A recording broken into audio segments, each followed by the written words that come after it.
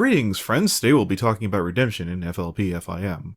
You want to consider trying that out sometime? I don't do glitter. So, what would you say was the show's best and worst redemption?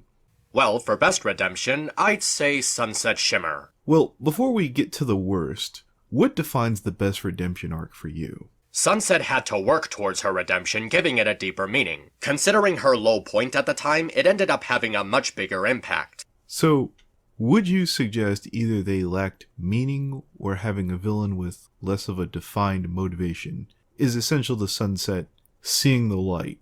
I think Sunset had an obstacle built around her to give her something to have an interesting story arc. With the Dazzlings acting as the villain, she had an opportunity to prove herself as a protagonist. Well, for me, I'd have to go with Gilda, originally a character that I personally, and more than a few fans of the show, had less than an enthusiastic reaction to. The face turn made the character more interesting, and returning to another unpopular character, we not only got to see her background, but the background of her people, city, and culture, and they managed to do all that and keep her consistent.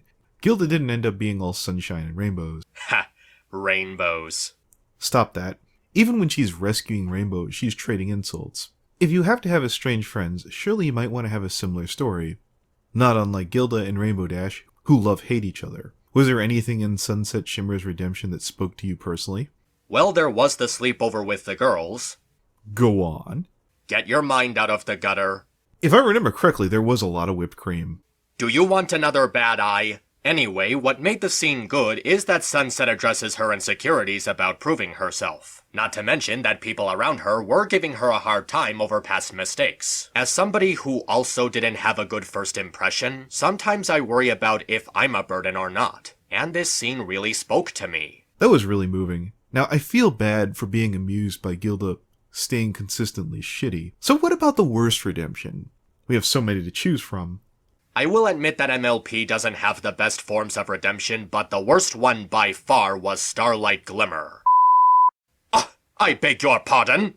Oh, nothing. I will admit that Starlight Glimmer's redemption could have used a little bit more razzle-dazzle, but... But nothing. I already mentioned this in a video that you responded to, but the reason why Starlight's redemption is the worst is because there's no struggle involved. And it didn't even feel like it was earned. All of the forgiveness was just handed to her, unlike Sunset, who actually had to work for all of her qualities. No struggle. If memory serves, she did end up enslaving 5 of Twilight's friends in an effort to do the right thing. I'd call that a struggle. Oh, without a doubt, the actual part where she goes from bad to good is absolutely forced. But the actual redemption part with trials and errors is what made it a better character arc. To be fair, Glimmy had less time, with Sunset having about an hour or a half to be challenged, to have trials and tribulations. With Season 6, they had the time to drop off Glimmy into the main plot. It would make sense that a bunch of high school kids would be far less forgiving than, say, well, Ponyville. I hardly imagine the fine fans in the audience down below in the comments will want to see, well, Ponyville acting like a bunch of high school kids. See you down below, guys. Stop fan pandering. Fine.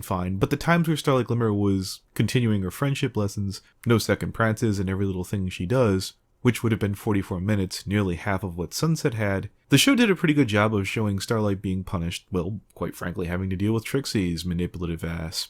And the over-daunting task of dealing with Twilight's friends for the first time. Remind me how Twilight did having to handle the local yokels, so to speak.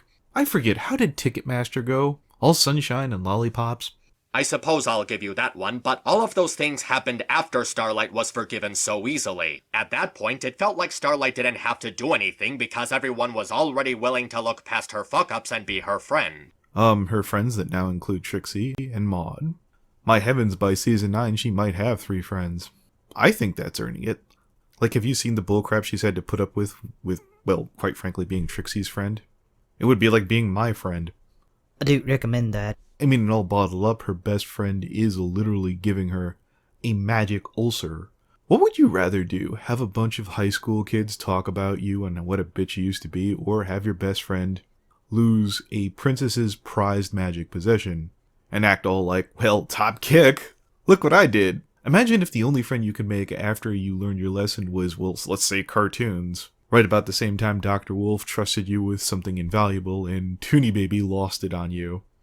Oh, spare me of all of the fun and creative possibilities of that scenario. For me, when I look at a failed redemption, the all-time biggest loser is the one that killed the character deader than fried chicken. Diamond Tiara never said a word after Crusaders of the Lost Mark. It killed her and Silver Spoons, and relegated them to the background. I understand there was some issues with Starlight, but they've used her. We had Trixie's best episode with Starlight Glimmer post-redemption. Not that we couldn't have had Trixie and Starlight palling up as villains, but that's for another video. Well, we could talk about how Crusaders of the Lost Mark hasn't aged well, but that might be better for another video. Back up the truck. I have no problem talking about that. I think the execution of Crusaders was fine. I think they presented DT's mom in a fashion where they could have used her again. She at least got to come back after that episode, and where the apple lies, via flashback, but she got more mileage. Also, in Applejack's Day Off, Crusaders of the Lost Mark happened, and you had to bury these characters post-mortem. I mean, it's not as if the CMC episodes post the cutie marks have been gangbusters, where they couldn't have fit in DT or Silver Spoons, at least with a somewhat relative role. The problem is that you got all of these ideas for plots that would have been better off as their own episodes, and they're all just stuffed together in the same 20 minutes. And on top of that, I thought we were going to get continued insight on Diamond Tiara, but they never even mention her again. She was supposed to be a major character in the CMC story arc, and it's almost as if she doesn't even exist anymore. I mean, up to that point, the show was treating her like she was important. But now, zip. Well, on that note, wow, are we really going to end this episode on such a downer? Christ, what is this, the latest season of BoJack? Well, as long as we don't have an angry mob coming after us at the end of this video, we should be fine. I'm not doing that gag. Do you have any wish lists either for Equestria Girls or maybe a second movie?